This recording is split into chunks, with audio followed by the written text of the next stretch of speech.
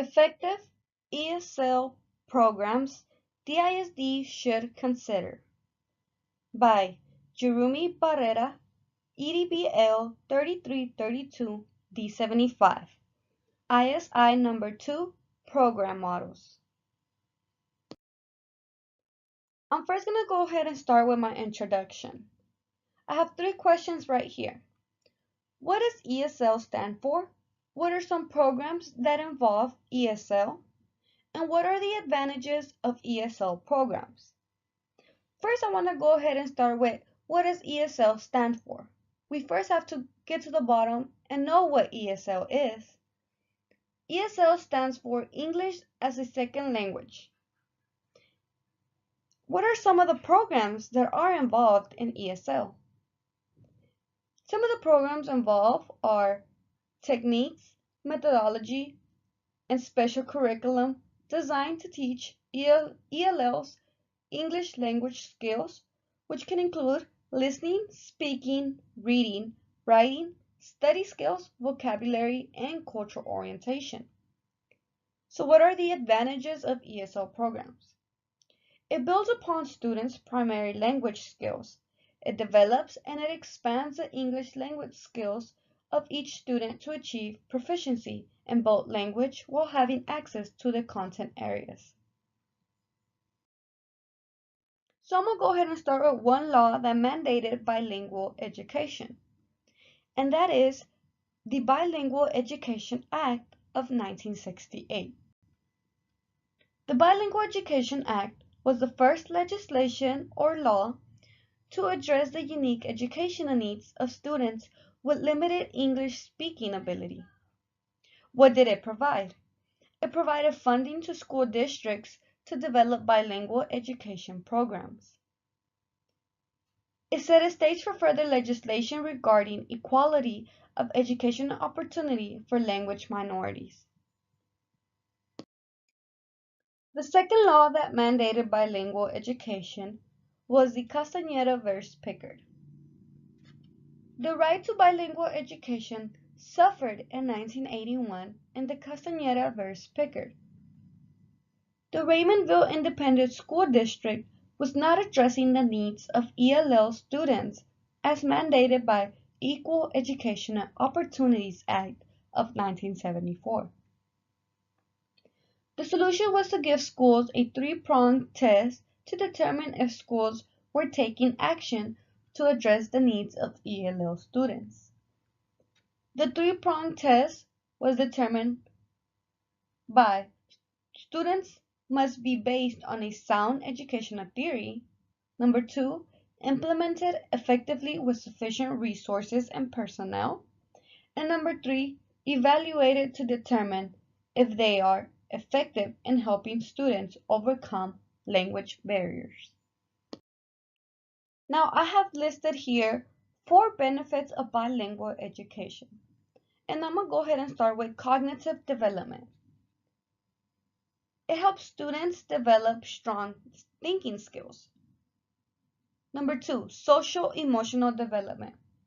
Students are able to connect with more people and create those strong relationships. Number 3, learning.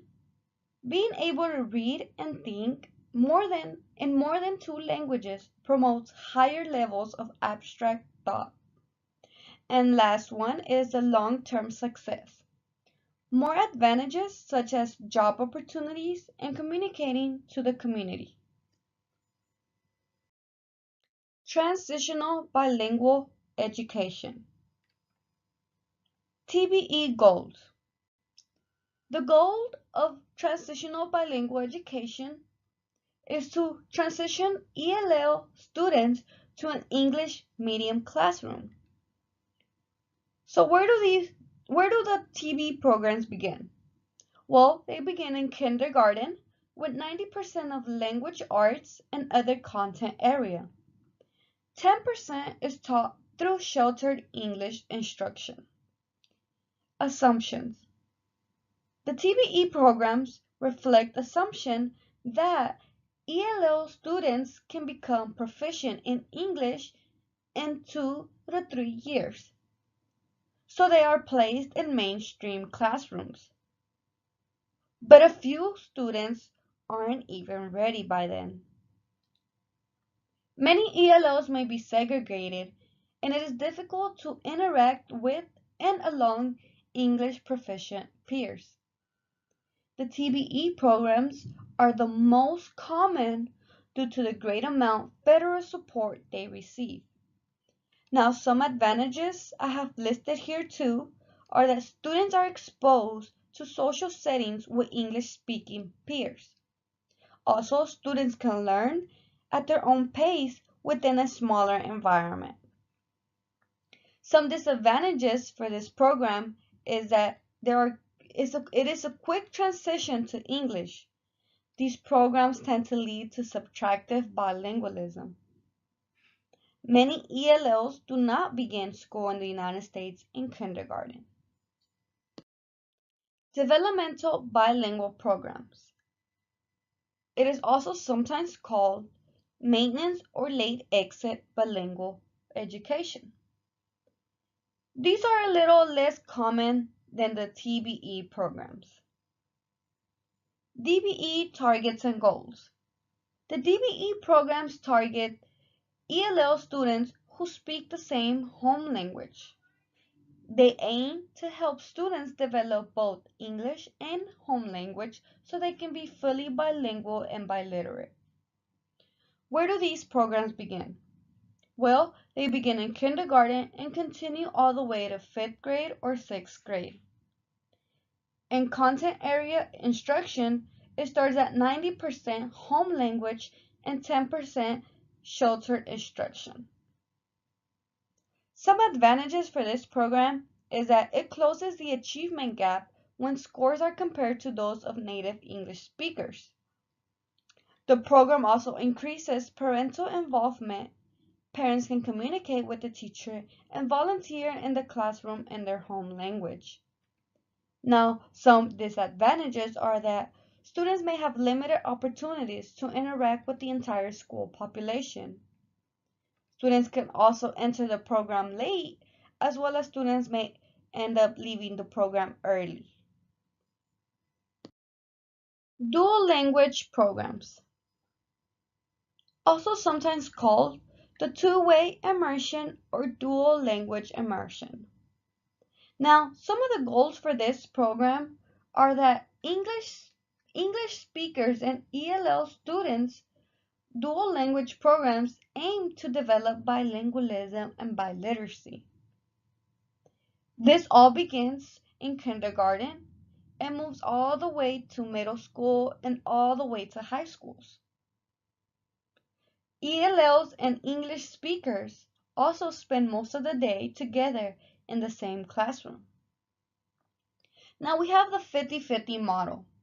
And the 50-50 model shows that 50% instruction is in the home language of ELLs and the other 50% is in English. The 90 to 10 model expresses how 90% is instruction in home language and 10% is in English. And some advantages for this program is that they encourage friendships and cross-cultural understanding. They also gain access to equal educational opportunities at school or job opportunities in society. Proficiency is also in both languages. Some disadvantages are that there is a fear of a culture change in language and that students forget their own native roots. Now, after explaining and going over a few of the couple of the programs, for my school district, if I were to recommend one, I would choose the dual language program. To me, it is the best choice because students learn to read and write in both languages. There's also a daily ESL instruction. It puts ELLs on an equal footing with English-speaking students. Also, students rely on each other, such as ELL to English speakers or vice versa, English speakers to ELLs. That stands for English language learners. Now, the dual language models have grown in popularity with increases in federal support. And also, ELLs and monolingual English speaker parents have also increased and have wanted their children to be in a bilingual education program.